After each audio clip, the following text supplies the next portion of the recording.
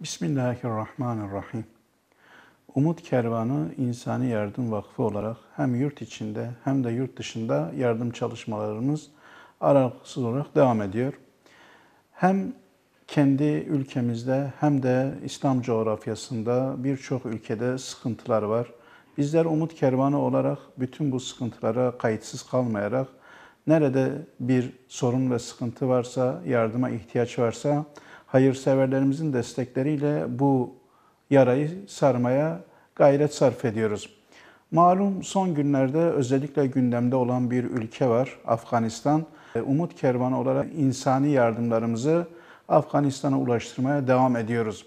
Ancak son günlerde orada bulunan kardeşlerimizin içinde bulunduğu o sıkıntılı durumu biraz daha müşahede ettikten sonra orada bulunan STK'lar ve de yetkili kişilerce birçok sorun ve sıkıntının ve bununla beraber insani bir dramın daha da yaygınlaştığı ve daha da arttığı görülmektedir.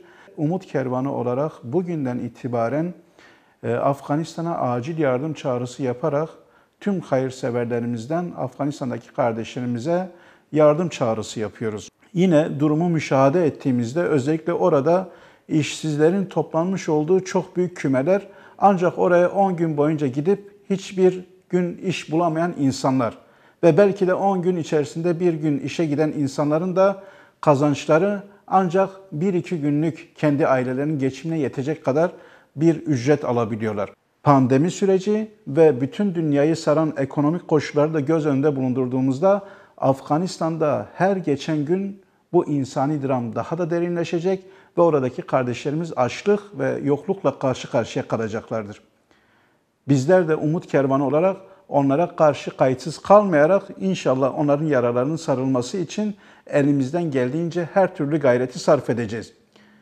Yapmış olduğumuz bu acil yardım çağrısında özellikle gıda ilk sırada ve bununla beraber yaklaşan kış şartlarından dolayı yakacak, soba, battaniye ve kışlık giyimle beraber bizim oradaki kardeşlerimize bir an önce elimizi uzatmamız gerekiyor. Buradan hayırseverlere sesleniyorum. Ekmeğimizi oradaki kardeşlerimizle paylaşalım. İnşallah bu içten samimiyetle yapacağımız yardımlarımız ahirette kurtuluşumuza vesile olacaktır. Bizler Umut Kervanı olarak o kardeşlerimizin yanında her daim olacağız ve onlara yardımı ulaştırma noktasında da dün gönderdiğimiz gibi bugün de yarın da yardımlarımızı göndereceğiz. Bunun için hayırseverlerimizin desteğine ihtiyacımız var ve inşallah hep beraber oradaki kardeşlerimize el uzatalım.